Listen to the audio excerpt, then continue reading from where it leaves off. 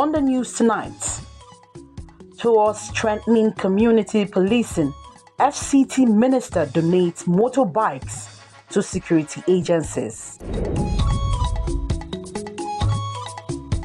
And National Grid fully restored, says transmission company of Nigeria.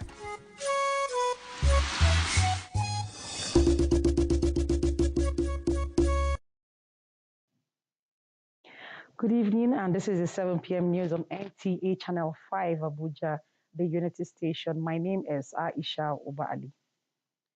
President Bola Tinubu is back in Abuja, the nation's capital, after a week-long Eid al-Fitr holiday in Lagos. On arrival in Abuja, President Tinubu was received by a delegation which included his Chief of Staff, Femi Gbajabiamila. During his stay in his home state, the president received several dignitaries on Salah homage, including state governors and members of the national.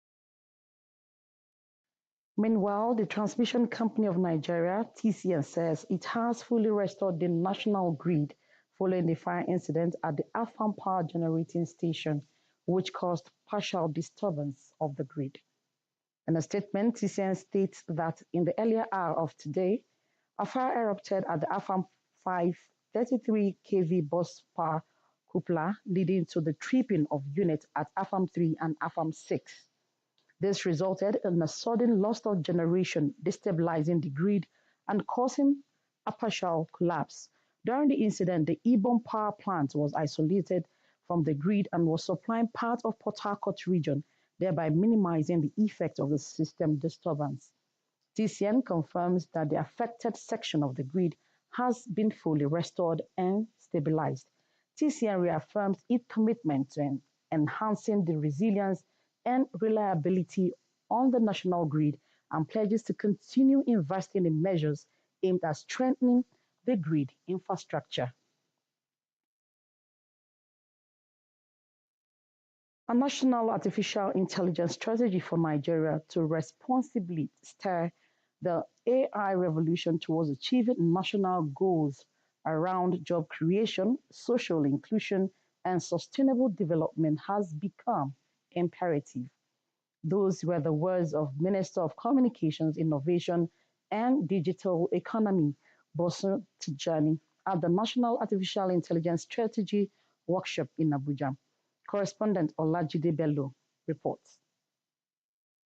The International Finance Cooperation projects that the strategic adoption of AI could add up to $234 billion to Africa's GDP by 2030.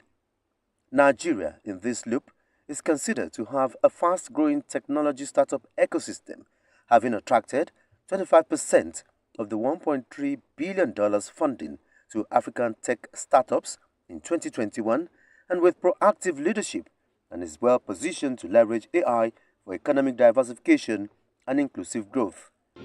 Gathered here are 120 leading Nigerian AI researchers and practitioners, technology companies, civil societies, and other groups to co-create a comprehensive national artificial intelligence strategy, leveraging human-centered design approach to formulate a strategy focused on the needs of Nigerian citizens and communities. The need to coordinate and harness the power of artificial intelligence for national development is a critical element in Nigerians' journey towards using technology to accelerate productivity. We're here not just to think about application, but to think also about how do we safeguard society from artificial intelligence as well. And how do we do that in a way where we're not just pushing it back at innovation and technology, but we're doing it from a place of insight and knowledge so that we can actually capture the gains from it, but also protect society from its vices as well. AI offers the opportunity to leverage technology to solve some complex and urgent challenges in security, education, agriculture, healthcare, and much more. The approach is fundamental because it will help us to use our diverse insights and expertise to create a strategy that is inclusive and also reflecting our national consensus. Expected outcomes from the workshop will be a draft national AI strategy document defining the strategic imperatives, policies, investment, implementation, roadmap, governance structure, and necessary steps to catalyze Nigeria into an AI-driven economy. Olajide Bello, NTA News. Away from ICT now. In a bid to strengthen community policing across the 6 area councils, the Minister of the Federal Capital Authority, Nyesom Wike, has donated operational motorcycles to Nigerian police force and other security agencies in Abuja. Onoze Yakubu captured the symbolic handover ceremony.